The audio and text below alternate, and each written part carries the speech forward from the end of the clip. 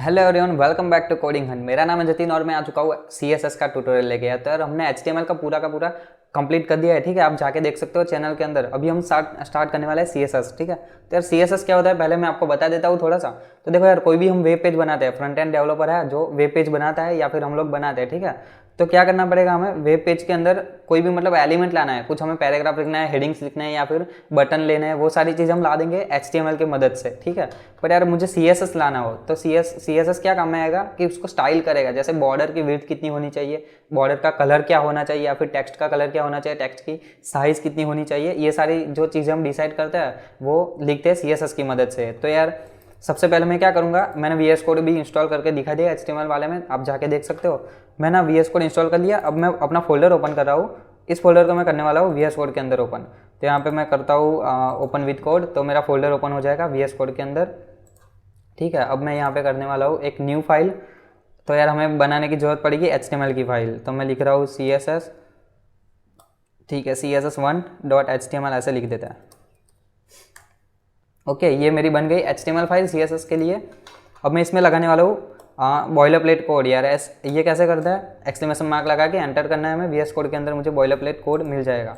अब मैं title change करके कर देता हूँ CSS ट्यूटोरियल, बस। ठीक है, ऐसे कर देता हूँ और बॉडी के अंदर हम लिखने की शुरुआत करेंगे। तो यार मैं आपको बता रहा हूँ कि CSS क्या होता है, स्टाइलिंग के लिए काम में आता है। ठीक है, और CSS को हम 3 तरीके से यूज़ कर सकते हैं। एक हो गया हमारा इनलाइन CSS, एक हो गया हमारा एक्सटर्नल CSS और एक हो गया इंटरनल CSS। ये सारी चीज़ें हम देखने वाले हैं आज। ठीक है, तो देखो सबसे पहले मैं हम एक पैराग्राफ ले लेता हूँ। चलो पैराग्राफ नहीं, मैं यहाँ सबसे पहले ना एक हेडिंग ले लेता हूँ। तो मैं H1 लूँगा, उसके अंदर लिख देंगे coding Hunt. Okay, coding Hunt लिख देता है। उससे पहले भी एक और चीज़ हम यहाँ पे लिख देंगे CSS। ओके, तो यहाँ पे मैं लिख रहा हूँ CSS। चलो CSS3 लिख देता है और यहाँ पे हम शुरुआत करेंगे। तो सबसे पहले मैं अपने पेज को ओपन करता हूँ ब्राउज़र के अंदर। कैसे करना है, मुझे राइट क्लिक करके मुझे करना है ओपन विथ लाइव सर्वर। तो मेरा ये जो पेज है वो ओपन हो जाएगा ब्राउज़र के अंदर। ठीक है, तो ये आ गया यहाँ पर। मैंने जो कुछ भी लिखा था वो, अब देखो CSS के अंदर मुझे स्टाइल करना हो वो सारी चीज़ें मैं कर सकता हूँ। तो 3 तरीके से हम यूज़ कर सकते हैं। पहला हमारा हो गया इनलाइन CSS। तो मैं ये जो पहले लिखा है CSS3 उसको मैं स्टाइल करने वाला हूँ। तो मैंने HTML के वीडियोस में ये सारी चीज़ें, ये जो बेसिक वाला है वो मैंने कवर करके रखा ही है, पर फिर से हम देख लेते हैं। ठीक है, तो मैं यहाँ पे लिखता हूँ स्टाइल एट्रीब्यूट। अब देखो स्टाइल एट्रीब्यूट क्या करता है कि यहाँ पे मैंने एक एट्रीब्यूट लगाया। अब HTML की तरफ से ये एट्रीब्यूट है, ठीक है, पर CSS की तरफ से क्या है, ये इनलाइन CSS है। अब मैं इसके अंदर अगर जो भी वैल्यूज़ लिखूंगा ना वो सारी हो जाएगी हमारी CSS। ओके, तो मुझे सबसे पहले क्या करना पड़ेगा, यहाँ पे प्रॉपर्टी देनी पड़ेगी। जैसे कि कलर प्रॉपर्टी होती है। कलर प्रॉपर्टी क्या काम आती है कि टेक्स्ट को कलर करती है वो। ठीक है, तो मैं यहाँ पे लगाता हूँ कलर। उसके बाद मेरे को लगाना पड़ेगा कॉलन और उसके बाद मुझे जो भी कलर देना है वो हो जाएगी हमारी CSS की वैल्यू। तो यार यहाँ पे मैं लगा देता हूँ रेड और ये लगा देते हैं सेमी कॉलन। अब देखो मैं सेव करके जाता हूँ ब्राउज़र पर, तो जो हमारा टेक्स्ट का कलर था वो कैसा हो गया, रेड हो गया, क्योंकि मैंने वहाँ पे CSS से उसको कलर चेंज करवाया इसलिए। ठीक है, तो यार देखो मैंने H1 के अंदर स्टाइल लगाया तो ऑब्वियसली वो लगेगा H1 के अंदर। ठीक है, सारी की सारी CSS लगेगी H1 के अंदर। और ये हमारा जो कलर है वो हो गई हमारी प्रॉपर्टी। CSS की प्रॉपर्टीज होती है ऐसी बहुत सारी प्रॉपर्टी जिनसे हम डिफरेंट काम कर सकते हैं। जैसे कलर हो गया, बॉर्डर हो गई या फिर बैकग्राउंड कलर, वो सारी चीज़ें। ठीक है, हम देखने वाले हैं। उसके बाद मैंने यहाँ पे कॉलन लगाई। अब कॉलन का मतलब क्या होता है, उसको वैल्यू असाइन करने के लिए यूज़ करता है।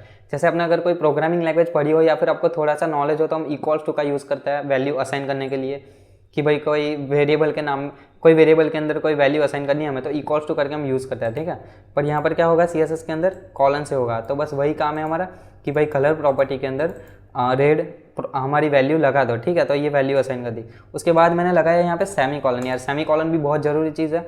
ये क्या होता है, स्टेटमेंट टर्मिनेटर बोल सकते हैं हम इसको, कि ये हमारा एक स्टेटमेंट खत्म हो गया। ठीक है, ये हमारा एक डिक्लेरेशन खत्म हो गया। उसके बाद ना एक कोई और हमें प्रॉपर्टी लगानी है। अब ऐसा तो है नहीं कि हमें हमारे एक टैग के अंदर एक ही प्रॉपर्टी लगानी हो, सिर्फ कलर ही, मुझे उसको सेंटर में भी करना हो या फिर बॉर्डर भी लगानी हो, उसका टेक्स्ट साइज भी मतलब चेंज करनी हो, ज़्यादा कम। ठीक है, तो ये होता है हमारा सेमी कॉलन, हमारा स्टेटमेंट टर्मिनेटर बोल सकते हैं उसको। तो ये हो गया हमारा इनलाइन CSS। अब मैं इसको चलो दूसरी एक प्रॉपर्टी भी दे सकता हूँ, टेक्स्ट अलाइन कर देता हूँ सेंटर। ठीक है, अब मैं जाता हूँ ब्राउज़र पर, तो ये CSS3 लिखा हुआ सेंटर में आ गया। ओके, तो ये था हमारा। अब हम बात करने वाले हैं इंटरनल CSS की। तो यार इंटरनल CSS क्यों हम यूज़ करते हैं, देखो अभी तो हमने एक दो चीज़ ही लिखी यहाँ पे। अब अगर मैं मतलब ट्यूटोरियल बना रहा हूँ तो शायद से हम 10 या फिर 20 एलिमेंट्स ही लेंगे, पर अगर आपको वेब पेज बनाना हो तो वहाँ पे हो सकता है कि 500 एलिमेंट भी आ जाए। ठीक है, ये H1 है या फिर पैराग्राफ है, जितने भी हमारे एलिमेंट्स हमने सीखे HTML के अंदर, तो हो सकता है कि 400-500 एलिमेंट्स भी आ जाए। तो यार सबको स्टाइल करना हो मुझे, तो मैं सब जगह पे स्टाइल लिखूंगा और ये सारी वैल्यूज़ दूंगा, प्रॉपर्टीज़ दूंगा, तो यार बहुत लंबा कोड हो जाएगा और मेहनत भी बहुत ज़्यादा हो जाएगी। तो उसके लिए हम यूज़ कर सकते हैं यहाँ पे इंटरनल CSS को, या फिर एक्सटर्नल को भी यूज़ कर सकता है। ठीक है, पर अभी हम पहले बात करने वाले हैं इंटरनल की। तो इंटरनल के अंदर क्या होता है, यहाँ पे मुझे लिखना पड़ेगा एक एलिमेंट जो कि हमारा स्टाइल। ठीक है, तो जब भी मैं लिखता हूँ स्टाइल एलिमेंट हमारा HTML का, उसके अंदर मैं जो कुछ भी लिखूंगा वो हमारी हो जाएगी CSS। पर देखो यहाँ पर मैं ऐसा नहीं लिख सकता कि कलर के अंदर भाई मुझे ब्लू कलर दे दो। क्यों नहीं लिख सकता, क्योंकि मैं पूरे पेज के अंदर भी मेरे को ये कलर नहीं लगाना। ठीक है, मेरे को कोई स्पेसिफिक एलिमेंट में लगाना है, जैसे ये H1 के अंदर लगाना हो, या फिर मैं एक पैराग्राफ भी लिख देता हूँ। चलो हाँ, इसके अंदर लिख देता हूँ हेलो जतिन लिख देता हूँ। चलो ओके, ये आ गया। अब मुझे कोई स्पेसिफिक एलिमेंट को मुझे वैल्यूज़ और प्रॉपर्टीज़ देनी हो और उसको स्टाइल करना हो तब, ठीक है, और मैं ऐसे दे दूंगा तो ऐसा नहीं कि सबको लग जाएगी, ये लगेगी नहीं, ये सिंटैक्स ही गलत है। ठीक है, तो सबसे पहले मुझे सिलेक्ट करना पड़ेगा, उसको हम बोलते हैं सिलेक्टर। तो यार सिलेक्टर क्या होगा कि मुझे अगर इस H1 को सिलेक्ट करना हो, ठीक है, सिर्फ H1 को मुझे सिलेक्ट करना हो, तो मैं यहाँ पे लिख सकता हूँ H1। उसके बाद मुझे लगाने पड़ेंगे ब्रैकेट्स। ठीक है, ये कर्ली ब्रैकेट्स लगाना है मुझे। उसके बाद उसके अंदर हमें लिखनी है सारी की सारी वैल्यूज़ और प्रॉपर्टीज़ और वैल्यूज़। ठीक है, जैसे मैं लिख सकता हूँ कलर, तो पहले मैं ना इसको निकाल देता हूँ, जो हमने इनलाइन CSS लगाई थी उसको मैं निकाल देता हूँ। ओके, तो देखो यहाँ से गायब हो गया कलर, और जो सेंटर में आ रहा था वो भी गायब हो गया। अब H1 के अंदर मैं लगा सकता हूँ मल्टीपल प्रॉपर्टीज़ कलर। ठीक है, मतलब जो भी प्रॉपर्टीज़ हमें लगानी है वो, तो मैं करूँगा यहाँ पे कलर, और कलर हम वैल्यू असाइन कर देंगे उसके अंदर ब्लू। अब मैं जाके सेव करके जाता हूँ ब्राउज़र पर, तो देखो दोनों ही H1 के अंदर क्या हो गया, हमारा ब्लू मैंने कलर लगाया था वो लग गया। अब मुझे अगर पैराग्राफ को भी सिलेक्ट करना हो तो मैं सिंपल यहाँ पे इसके बाद में सिलेक्ट कर दूंगा P को, और उसके बाद करेंगे हम एंटर ब्रैकेट्स लगाकर, तो उसके अंदर आ जाएगा हमारा जो भी प्रॉपर्टीज़ लगानी हो वो। अब मैं पैराग्राफ के लिए कोई और कलर ले लेता हूँ, यहाँ से कोई सिलेक्ट कर देता है। ठीक है, तो ये कलर लग गया। ठीक है, चलो चेंज कर देता है। देखो मैंने क्या किया, यहाँ पर मैं इस पर होवर करता हूँ, उस पर मतलब माउस ले जाता हूँ और ये मुझे बॉक्स मिल जाएगा, वहाँ से मैं जो भी कलर चाहूँ सिलेक्ट कर सकता हूँ। ये फीचर है हमारे VS कोड का।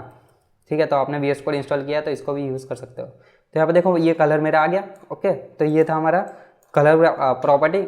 अब इसके बाद हम कुछ और भी लगाते हैं, जैसे टेक्स्ट अलाइन कर देते हैं सेंटर। ओके, अब देखो ये सेंटर में आ गए, दोनों ही हमारे जो H1 थे ना वो सेंटर में आ गए। ओके, तो देखो मैंने बताया था कि सेमी कॉलन क्या काम में आता है, कि वो एक स्टेटमेंट टर्मिनेटर की तरह यूज़ होता है, कि ये हमारा स्टेटमेंट खत्म हो गया और उसके बाद हमारा कोई नया स्टेटमेंट या फिर नई प्रॉपर्टी लगाओ। ओके, ये हमारा नया डिक्लेरेशन हो गया। CSS के अंदर हम इसको डिक्लेरेशन बोलेंगे। ओके, तो मैं सेमी कॉलन हटा देता हूँ। देखो तो यहाँ पे पहले ही दिखा रहा है हमें VS कोड के अंदर ये एरर जैसा। ठीक है, ये रेड लाइन दिखा रहा है मुझे। अब मैं सेव करके जाता हूँ ब्राउज़र पर, तो देखो आप प्रॉपर्टी और वैल्यू एक भी नहीं लगी, क्योंकि मैंने यहाँ पे स्टेटमेंट टर्मिनेटर नहीं लगाया था इसलिए।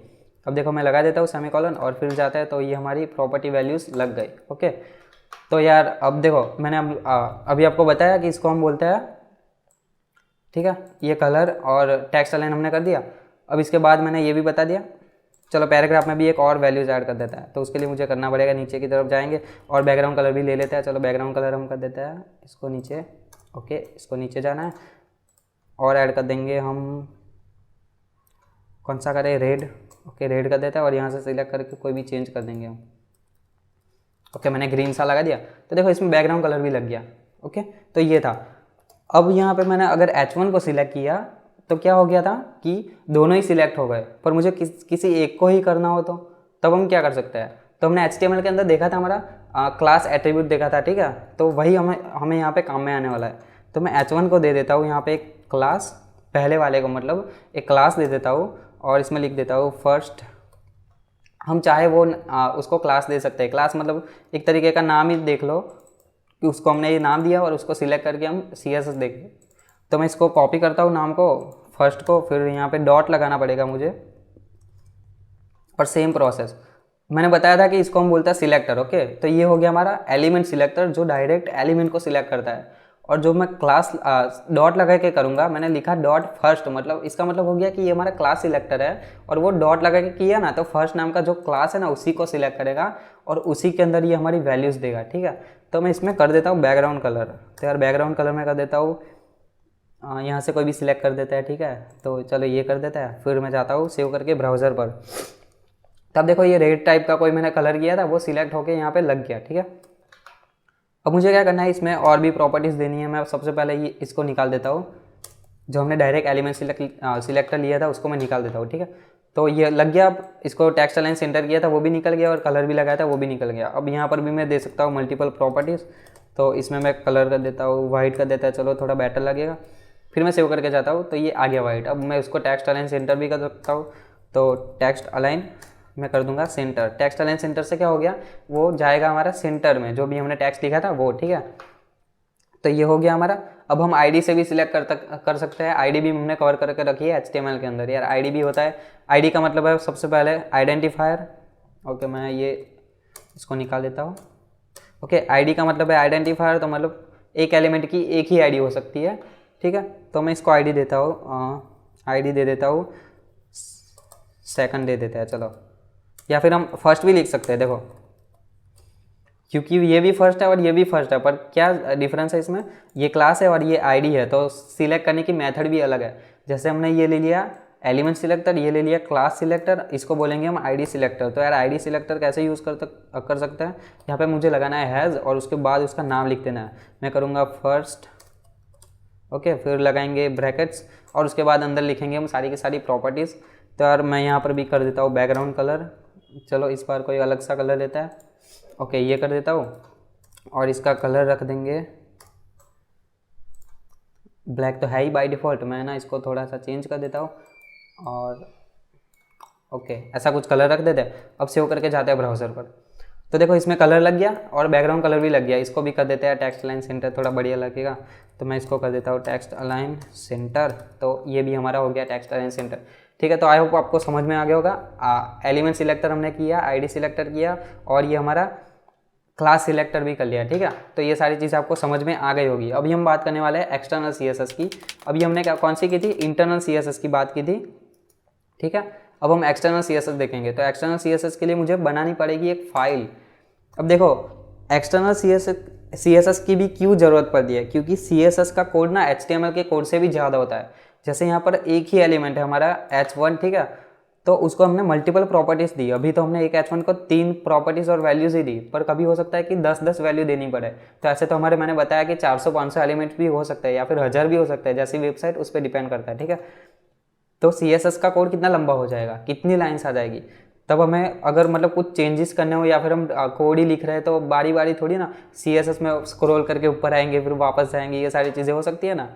तो वो हमारा मतलब थोड़ा सही हो जाए इसके लिए एक्सटर्नल CSS हम यूज़ कर सकते हैं। तो एक्सटर्नल CSS क्या रहता है कि वो एक अलग फाइल ही रहती है, वहाँ से हम चेंजेस करेंगे, वहाँ पर हम प्रॉपर्टीज़ लगाएंगे, वैल्यूज़ लगाएंगे, वो सारी लग जाएगी हमारी ये HTML फाइल के अंदर। तो यार जल्दी से मैं बता देता हूँ आपको वो क्या होता है। तो पहले मुझे बनानी पड़ेगी एक CSS की फाइल। तो मैं इसको एक सिंपल सा नाम दे देता हूँ style.css, ओके, और मैं करता हूँ एंटर। अब देखो इसके अंदर ना मुझे .css लगाना पड़ेगा एक्सटेंशन, क्योंकि ये हमारी HTML की फाइल थी और ये अलग ही फाइल है जो कि हमारी CSS की फाइल है, ठीक है। तो यहाँ पे मुझे CSS की फाइल मिल गई। अब इसके अंदर यार कोई बॉयलरप्लेट कोड तो नहीं होता, ठीक है। मुझे करवाना पड़ेगा इसको लिंक, क्योंकि यार HTML को पता भी तो चलना चाहिए ना कि स्टाइल कहाँ से आ रही है, या फिर स्टाइल हमें ला के रखनी है HTML के अंदर। तो यार वो कैसे करते हैं, मैं पहले ना ये इंटरनल CSS को निकाल देता हूँ यहाँ से, फिर सेव करके जाते हैं एक बारी। तो ये सब गायब हो गया, हमारा जो भी स्टाइल किया था वो सारी चीज़ें गायब हो गई, ओके। अब मैं क्या करूँगा, यहाँ पे लिंक करना पड़ेगा मुझे, तो उसके लिए हम यूज़ करेंगे लिंक एलिमेंट, ओके। तो देखो VS कोड के अंदर मुझे मिल गया लिंक करके कॉलन करके CSS लिखेंगे तो उसकी मुझे पूरी सिंटैक्स मिल जाएगी। यहाँ पे क्या किया, REL ये हमारा एक एट्रीब्यूट है कि उसका रिलेशन क्या होना चाहिए। भाई आप कुछ लिंक तो करवा रहे हो पर वो चीज़ क्या है, ठीक है। तो यहाँ पर हम लिख देंगे स्टाइल शीट। उसके बाद ये आ गया हमारा href हमने देख लिया था, उसके अंदर हमें देना है अपना पाथ। तो मैंने नाम दिया इसको style.css और यहाँ पर बाय डिफ़ॉल्ट भी आ रहा है style.css। तो ये हमारा हो गया है लिंक। अब चेक करने के लिए कोई भी हम एक एलिमेंट सिलेक्ट करते हैं, मैंने जैसे बताया ये हो गया हमारा एलिमेंट सिलेक्टर। तो मैं कर देता हूँ पैराग्राफ, उसको लगा देंगे कलर, कलर कर देंगे रेड, ओके। फिर सेव करके जाते हैं ब्राउज़र पर, ओके यहाँ पे कुछ दिक्कत आ गई, हाँ हो गया, ठीक है। रिलोड करना था मुझे, कुछ लाइव सर्वर का प्रॉब्लम था तो आ गया। तो मैंने पैराग्राफ को यहाँ पे कलर लगाया तो लग गया। ओके, ये क्या हो गया हमारा एक्सटर्नल CSS, हम इसको अलग से यूज़ कर सकते हैं। अब देखो यहाँ पे मैं कोड लिखता जाऊँ नीचे की तरफ, जो भी मुझे एलिमेंट्स लेने हैं, और वहाँ पर मैं उसके अंदर देखो मैंने जैसे div ले लिया, div के अंदर h1 ले लिया। ओके, और h1 के अंदर हम बात करने वाले हैं, h1 के अंदर कुछ लिख देते हैं, इस बार ही लिख देते हैं कोडिंग क्लाउड लिख देते हैं, ठीक है। तो ये आ गया हमारा कोडिंग क्लाउड लिखा हुआ। ओके, अब मुझे अगर उस div को सिलेक्ट करना है तो मैं क्या करूँगा, div ले लूँगा, उसके अंदर मुझे लेना है ओके हमने क्या किया था h1, तो मैं h1 लिख रहा हूँ। अब देखो इसमें क्या डिफरेंस है, इसके अंदर मैं सेव करता हूँ और जाते हैं कलर, पहले कलर देना पड़ेगा मुझे, तो मैं इसका कलर दे देता हूँ कोई भी, और जाते हैं ब्राउज़र पर, तो देखो इसका कलर लग गया। ओके, ये कलर लग गया। अब देखो ये एक ही में लगा, मैंने यहाँ पे h1 तो लिखा है ना, पर एक ही में लगा, तो इसका क्या मतलब है कि div के अंदर वाले h1 को सिलेक्ट करो। मैंने अगर h1 ही लिखा हो तो सारे h1 को सिलेक्ट कर देता हो। ओके, देखो सबको लग गया, पर मैंने क्या किया, जो मेरा div एलिमेंट है उसके अंदर अगर h1 है तो उसी को सिलेक्ट करो, सबको नहीं करना है, ठीक है। तो ये जो div के अंदर हमारा h1 था उसको सिलेक्ट मैंने कर दिया, तो ये हो गया। फिर उसके बाद हम ग्रुप में भी सिलेक्ट कर सकते हैं, जैसे मुझे अगर एक ही प्रॉपर्टी वैल्यू मुझे ना पैराग्राफ को फिर h1 को वो सारे मतलब सारे के सारे एलिमेंट्स को देनी है, तब मैं क्या कर सकता हूँ, तो उसके लिए मैं यूज़ करेंगे ग्रुपिंग सिलेक्टर। तो क्या करते हैं, मैं एक पहले पैराग्राफ लिखता हूँ, पैराग्राफ के लिए p, उसके बाद मैं यहाँ पे लगाऊंगा कॉमा, उसके बाद मैं दूसरा भी लिख सकता हूँ h1, ठीक है, फिर एक कॉमा, उसके बाद कोई एक और एलिमेंट ले लेते हैं जो कि होगा हमारे div के अंदर। ओके, h1 तो मैंने कर ही दिया ना। ओके, मैं div ले लेता हूँ सिर्फ, और फिर इसको ब्रैकेट्स दे देते हैं और उसके अंदर लिखेंगे, चलो भाई कलर कर देता है। ओके, कलर मैं कर देता हूँ फिर से रेड, और जाता है ब्राउज़र के अंदर, तो देखो मिल गया मुझे ये कलर। अब मैं क्या करूँगा, ये जो हमारा h1 था div के अंदर उसको मैं निकाल के ला देता हूँ बाहर, और div के अंदर बस ऐसा ही कंटेंट लिख देता हूँ, हेलो गाइस।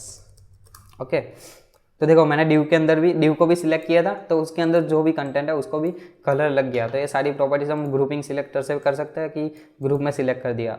अब यहाँ पर हम डॉट से भी कर सकते हैं, सेम चीज़ हम क्लास से भी कर सकते हैं, आईडी से भी कर सकते हैं, ठीक है। तो यार इतना ही था हमारा CSS का बेसिक इंट्रोडक्शन। आई होप आपको समझ में आ गया कि CSS क्या होता है, ठीक है। तो यार इस वाली वीडियो के लिए इतना ही, फिर मिलते हैं हम नेक्स्ट वीडियो के अंदर। अगर आपको वीडियो पसंद आया तो लाइक करो, वीडियो को शेयर करो और चैनल को सब्सक्राइब करो। चलो बाय।